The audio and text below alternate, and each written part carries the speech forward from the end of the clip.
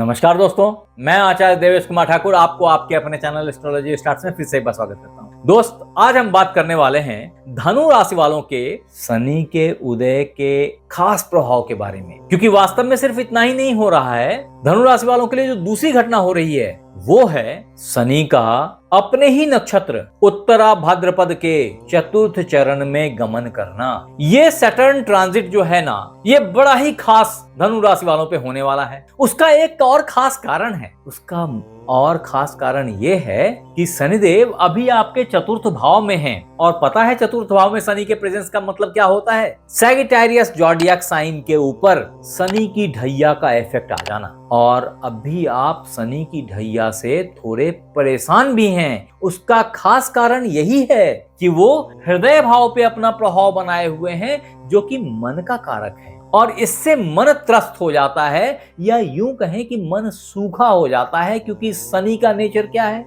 सुस्त है, शुष्क है। ऐसी हालत में मन में जो है उत्साह की कमी हो जाती है, आदमी निराशावादी हो जाता है, तर्क हर चीज में सामने आके खड़ा होता है, और तर्क से भगवान को प्राप्त नहीं कर सकेंगे। वहां पे सिर्फ आस्था काम आएगी दोस्त। अब दोस्त, यहाँ जो याद रखने वाली बात है वो ये है कि 13 मार्च 2026 को मैंने पहले बताया था, मेरे पिछले वीडियोस में है, जिसमें मैंने गुरु के राशि परिवर्तन का जिक्र भी किया है कि 13 मार्च 2026 को शनि अस्त हुए थे। ये 40 दिनों तक अस्त रहते हैं। आप अगर जोड़ेंगे तो 13 मार्च से 22 अप्रैल तक शनि वास्तव में अस्त रहेंगे पूरे इंडिया के लिए। फिर भी कुछ एरिया अलग अलग क्षेत्रों में जो कि लॉन्गिट्यूड लैटिट्यूड के हिसाब से चेंज हो जाते हैं, तो इसका प्रभाव 19 अप्रैल से ही शुरू हो जाएगा और शनि की उदय स्टार्ट हो जाएगी। पूरे वाइब्रेंट इफेक्ट में ये 22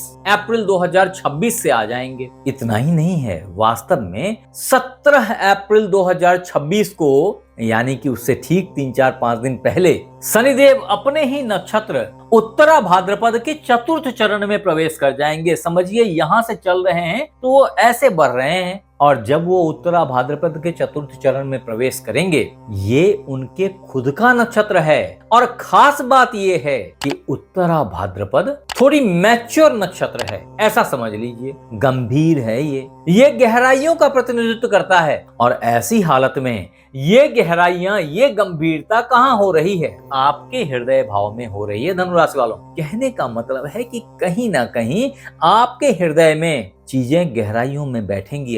अभी आप बातों को बहुत सीरियसली ले रहे हैं। ऐसे में एक चीज का ख्याल रखें कि इतना ज्यादा गहरे मन में ना बिठाएं किसी खराब चीज को, जिससे कि आप सेटबैक के शिकार हो जाएं, क्योंकि मन बहुधा चोट को बहुत आसानी से रजिस्टर कर लेता है, खराब चीजों को बहुत आसानी से अंगीकार कर लेता है। ये बात और है कि अगर आपने इस दरमियान अपनी बात को गोपनीय रखा तो आप कार्य की सफलता प्राप्त कर लेंगे, धन की सफलता प्राप्त कर लेंगे, लर्निंग नेक्स्ट लेवल की प्राप्त हो जाएगी आपको। यहाँ दोस्त, ये याद रखने वाली बात है कि उत्तरा भाद्रपद नक्षत्र मीन राशि के नवमांश में गिर रहा है, और ऐसे में अगर आप घर बनाना चाह रहे थे, अगर आप गाड़ी खरीदना चाह रहे थे, तो उसके लिए बड़ा ही बेहतर सुयोग है। ये जरूर फिर से बोलूंगा कि हृदय आघात से बचें, मानसिक संताप से बचें। हालांकि आपको याद रखना चाहिए कि शनिदेव जहां बैठते हैं उस जगह पे ज्यादा खड़ा भी नहीं करते।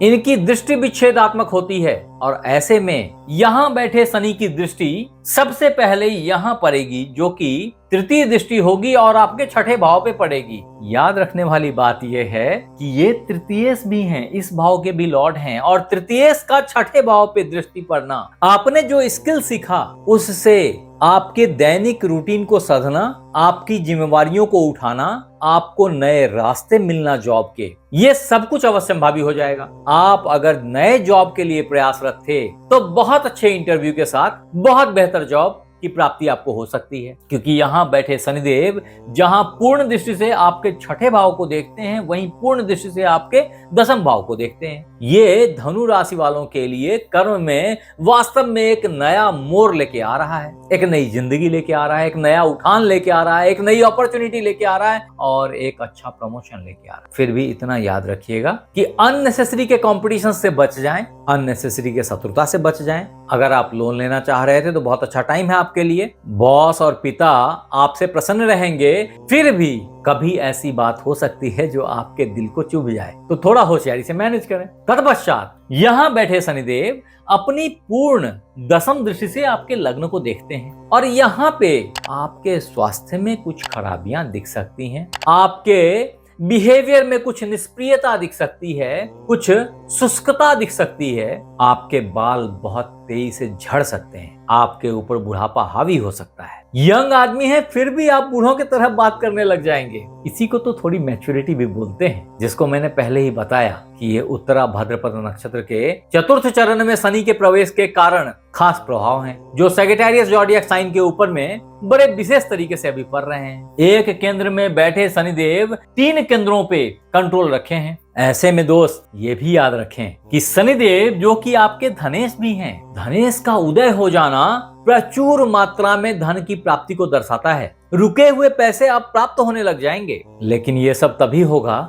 जब आप धैर्य रखेंगे, आलस्य त्यागेंगे, सक्रिय बन जाएंगे, अपने स्किल सेट का यूटिलाइजेशन करना समझ जाएंगे, जिम्मेवारियां लेने लग जाएंगे, खान पान पे सावधान रहेंगे, शरीर का केयर करेंगे, कर्ज अगर पहले से ले रखा है तो चुकाने के गुप्त उपाय करने शुरू कर देंगे और संग ही धैर्य को बनाए रखते हुए मेहनत प्रचुर मात्रा में करेंगे, क्योंकि कई दफा आपको ऐसा फील होगा कि मेहनत के अकॉर्डिंगली रिजल्ट नहीं आ रहा है, तो आपको यहाँ धैर्य की जरूरत होएगी। लेकिन अगर ये सब कुछ आपने कर लिया तो जो आपकी इच्छाएं हृदय में बस रही हैं, चाहे वो नए घर के निर्माण की हो, चाहे वो बड़े गाड़ी के खरीदने की हो, चाहे प्रचुर मात्रा में धन प्राप्त करने की हो, चाहे बहुत अच्छे जॉब की प्राप्ति की इच्छा हो आपके मन में, ये सब अवश्यंभावी हो जाएगी, अवश्य इसकी प्राप्ति हो जाएगी। ऐसा बहुत साफ है, ऐसा शनिदेव आपके लिए लेके आ रहे हैं। फिर भी दोस्त आने वाले इस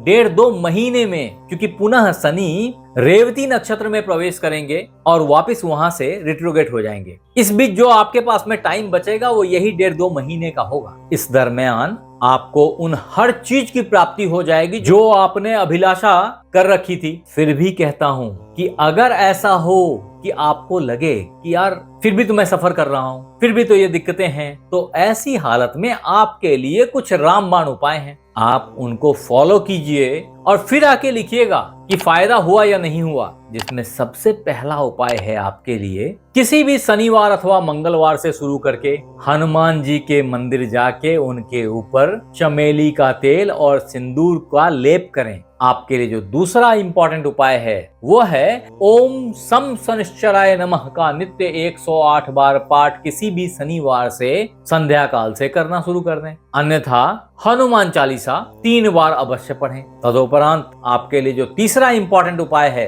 वो है पक्षियों को सप्तधान्य देना शुरू कर दें। उसमें साबुत उड़द होनी चाहिए, ये याद रखना है आपको। तदुपरांत आपके लिए जो अमोघ रत्न है वो है एक अच्छा पुखराज। ये आप किसी भी गुरुवार को सुबह सोने में धारण कर सकते हैं। अगर ऐसा किया तब भी आप बहुत सारे प्रॉब्लम से बच के निकल जाएंगे। फिर भी ये याद रखें कि मैं कभी भी बिना कुंडली देखे रत्न पहनने की सलाह नहीं देता, क्योंकि मुझे पता नहीं होता है कि आपके जन्म पत्रिका में गुरुदेव कहाँ बैठे हैं। अगर आपको याद हो तो यहाँ लिखिए, अगर मेरे पास में कुछ समय रहा तो शायद मैं कुछ जवाब दे पाऊं। जय शनिदेव। आप हमें जरूर बताएं कि ये वीडियो आपको कैसा लगा, और अगर अच्छा लगा तो इसे लाइक करें, सब्सक्राइब करें, शेयर करें, बेल बटन को दबाना बिल्कुल ना भूलें ताकि मेरी हर नई वीडियो इंस्टेंटली आप तक पहुंच जाए। और अगर ये वीडियो आप फेसबुक पे देख रहे हैं तो फॉलो कर लें। आप हमारे साथ बने रहे इसके लिए बहुत बहुत धन्यवाद। आपसे फिर मिलते हैं अगले एपिसोड में, तब तक अपना ख्याल रखें। राधे राधे।